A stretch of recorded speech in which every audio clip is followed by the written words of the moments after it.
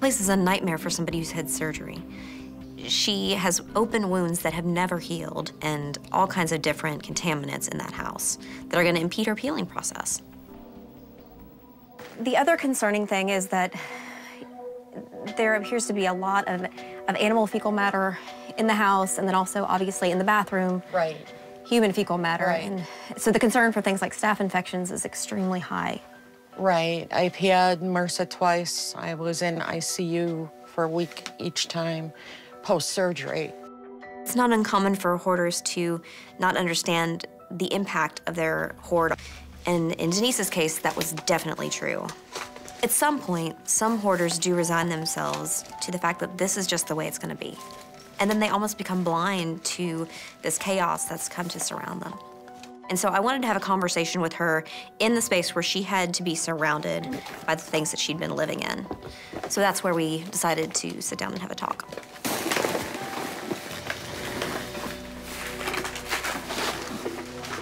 Okay. Denise, can you tell me a little bit about how all of this started? I've always had issues with material items because I grew up not having them. When I was a child, there wasn't a lot of money. We went without a lot of things. Growing up, I tried to hold on to what little childhood things I did have, like my Barbie dolls and my brother's Lionel train. You know, I mean, over the years, it was things that I had saved up because we have come to value who we are by what we have, by what we do. Are we capable of, you know, holding a job down, getting a job? Guess I never got over it. Denise's past was filled with trauma, with loss, and with neglect. So things became a very important thing for Denise. And so that became something that helped her feel good, that helped her feel loved, that helped her feel like she was good enough. After 2009, I was unable to find a job, and I shopped and still maintained the lifestyle that I had up until the money ran out. It got worse, as you see it today, after I had surgery in 2010, 2011, 2012. Okay. It's going to be so important that we're doing this because you need a clean, safe, healthy place for your recuperation after your surgery. Denise, tell me about the stakes of this house and what would happen if it was not cleaned up. I would probably disappear in this house if I got sick. Nobody would know. I'd die in here. The tenants downstairs, they're affected by this, even though they've never seen it. So how are you feeling about your tenants coming in? Terrified. I'm absolutely. My tenants know how bad it is in the basement, but in 10 years, they've not been up here. Okay. I mean, things were not nearly as bad when they moved in. So I'm hoping, you know, aside from the shock factor and the feeling sorry factor, that they don't give up on me. Okay. A new lease on life. Yeah. I have hope for tomorrow. I think that she is in a great place to really make some significant progress. She's definitely thought long and hard about this. But I also think that the amount of stuff in that house, it's going to be too much to do in one day. I'm feeling concerned about the family downstairs as well. They've been living underneath a pretty unsanitary situation for a pretty long time. I know Denise said that her worst fear would be that they would decide to move out, and once they've actually seen what the upstairs looks like, may make the decision to leave.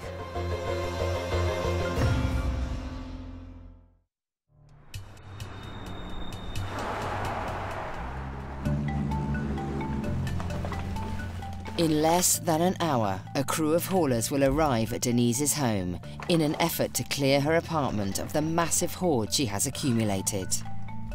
Knowing that most of her things will need to go, Denise takes one final pass through the piles. It's Coach. It stays. I have to do it. I have to get it to the point where it is livable. I'm a little scared I won't be able to get as much done as I think I will, but there's gonna be a lot of help.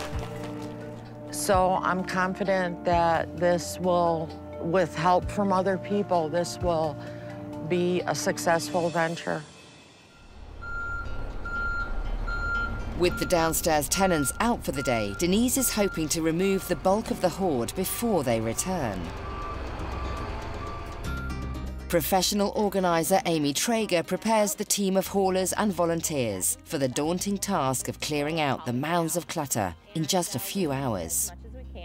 We're going to start by bagging up the trash. We'll have some people bagging and some people bringing it down.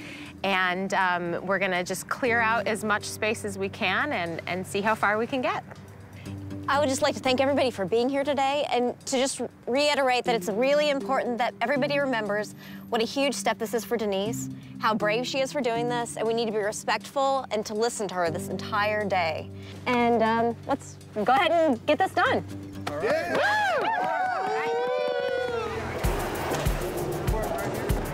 While the first team goes in to tackle the top layer of the hoard, the second group prepares for the potential dangers that may lie just beneath.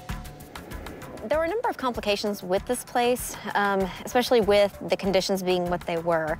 There's some things in the house that are definitely biohazard materials, so we are having to deal with that in the most safe way possible. So we are having to suit up fully, which does also take away from our time.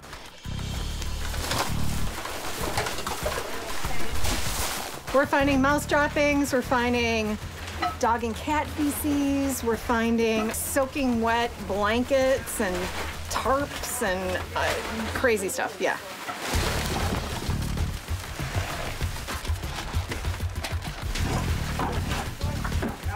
The piles are about as tall as I am. I'm worried that we're not going to make as much progress as we hoped and maybe Denise was expecting us to. Despite the crew's skepticism, Denise is already showing tremendous progress in deciding what should stay and what should go. Oh, no, you could so throw that away. The magazines go, the books go, or you could get rid of the bookshelf. Just leave that one, that's fine. Looking at the size of the dumpster, it made me realize that I do have that much stuff in my house that I'm gonna fill that up. Probably more than one dumpster, probably 2 or 3. This feels so good to see it go. Denise was doing great. We were moving along, everybody was cleaning up stuff. It was actually flowing really well. I mean, I haven't been in that room for so long and found out I had a filing cabinet that I forgot about. And how are you feeling with seeing all the stuff move out? I'm feeling great. Okay.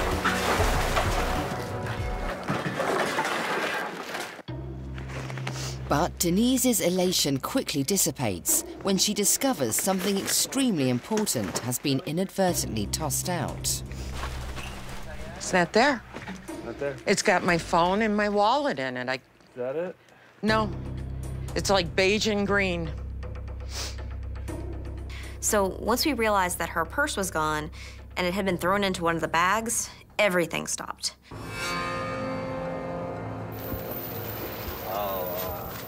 So we had to put both trucks together, unload one of the trucks that we already loaded up into the empty one, and open up all the bags, empty them, go through all that stuff again. No, no, no, no, no. Okay, next. I'm very upset about it, but we're looking for it right now. You're probably getting closer to the dining room. Bags after bags coming out, going back into the new trailer. And she's still worried because we haven't found it yet. With the piles of scattered trash mounting, Denise and the crew are beginning to fear they're searching for a needle in a haystack, leaving them with one last option to locate her bag. Go straight to voicemail, or what does it tell you? It's ringing.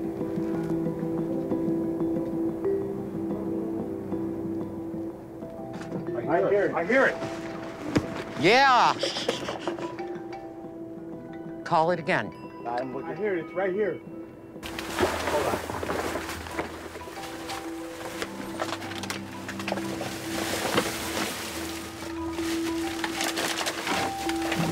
Got the bad boy? Okay, so. No job too small for able to move. Dump it where we can see it. No job too small for able to There it move. is. Right here. My glasses. Okay, let's get everything. Oh my God, thank you. With her bag back in her possession and only a few more hours of daylight left, Denise and the crew push forward to get as much out of the house as possible. The dresser, the furniture, stay, okay? Stuff in it? Leave? Just leave it. Okay. We'll go through it.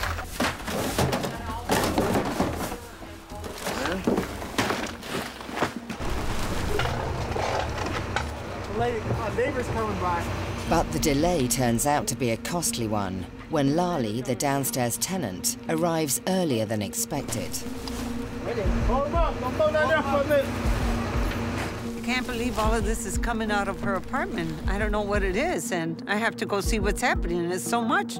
People in their suits and the gas masks and these dumpsters. I want to go see what's happening.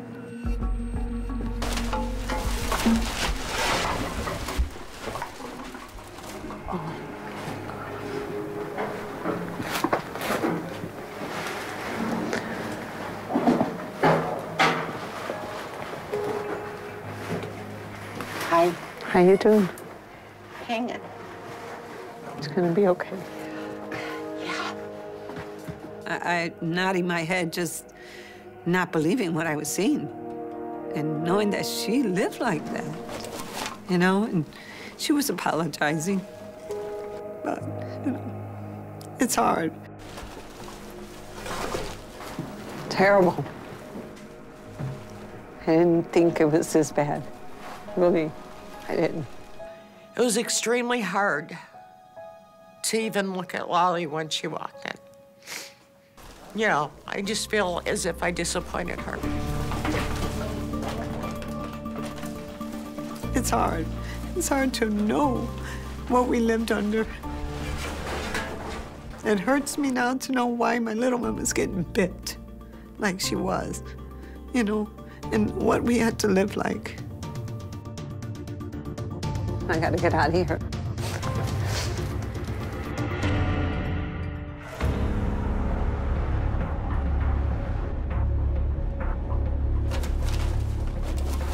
I didn't think it was this bad. Really, I didn't. After 10 years of living beneath Denise's hoard, Lali has finally seen firsthand what has been causing her family so much turmoil.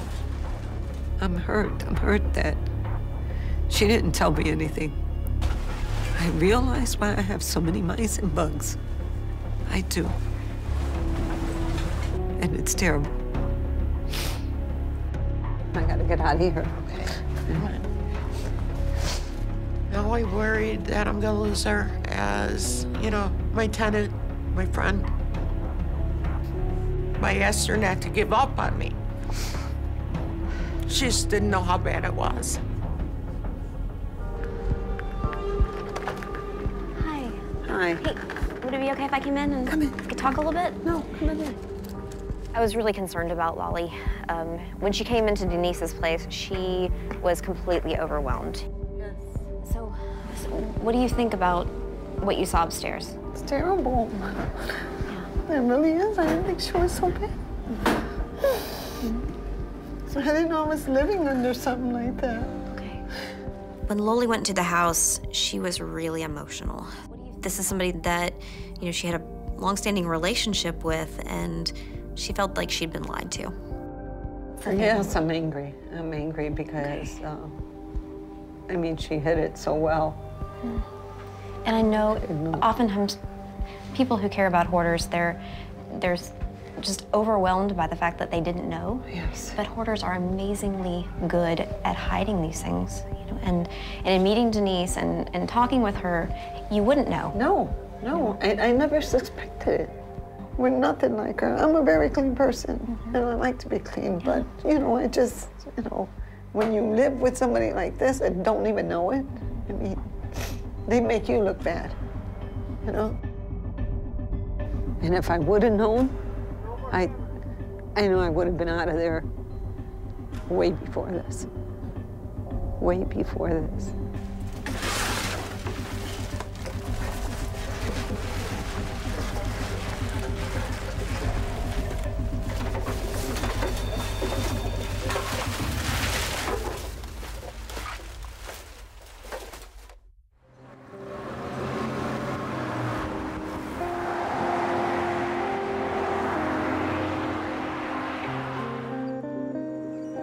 It's been 6 weeks since the emotional encounter between Denise and her tenant Lali. During that time, Denise has been diligently working to improve conditions for her own sake, as well as to help convince her tenants to stay. I've been busy cleaning, throwing things out, getting it set up the way I want it set up. I think when Lali sees the house, she's gonna be stunned. Just absolutely stunned. Hi, Lali. Come on in. Thank you. Thanks for coming up. Wow. This is beautiful. You've done a lot. Wow. I was shocked like the first time. I couldn't believe the big difference. I know you remember this room. Yes. Yes. And everything has gotten cleared out. Yes. I like the colors, Denise. Very nice. Thank you. Eventually we'll paint and things, but that one thing at a time. Sure. There wasn't nothing to see but a bunch of garbage. But now, you could see the walls. You could see the entrance. You can see everything. It's a big change, big, beautiful change. I am so happy that I can finally have somebody come up through my front door instead of coming around the back porch and standing out there and me talking through the door or going out on the porch. I am tickled pink I can have people over. Come on, I want to show you something very, very special. I know you remember what a horror show this was before. Yes. So I've had it cleaned professionally, sanitized. The bathroom is like a whole new world. I have a new tub, a new sink, a new toilet, new flooring. It's been cleaned, and it's functional. And that is so important. Wow. Couldn't believe that this was like this. I couldn't even see anything. So, I mean, now to see the walls and everything set up, it's beautiful. Yeah. So it's, you know, a work in progress. There's still more to do, but... Wow. Denise. I feel a lot better now. A lot better. I'm not, you know, seeing as many mice in my apartment. And I just hope that she keeps up with it because she's doing a great job. It's a great job. If you keep this up, you'll have me here for a few more years as your tenant. The kids grow up. Yes. Oh, thank you. Beautiful. I love it. I love it. Do you want to sit down? Sure. Let's Come sit on. down. Go ahead. Thank you. I am so proud of the accomplishment that I did. It took a lot of guts, a lot of courage. There's less of everything left in the apartment. While that in itself is a challenge to cope with at times, I am much, much happier the way the apartment is now.